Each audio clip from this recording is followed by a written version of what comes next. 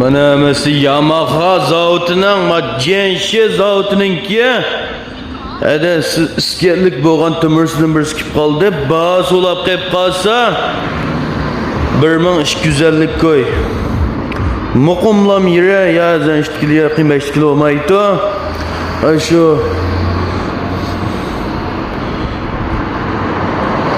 muqimlam yere maqama 1250 koy. Motorning motor so'lab qolib qolsa, mana mushunda saz. Hozir o't elivadi motor.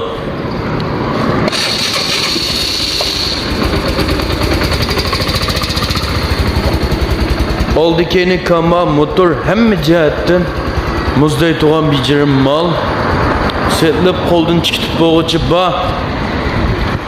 Motorning motorisini her qanday adam yarışga birimiz ba.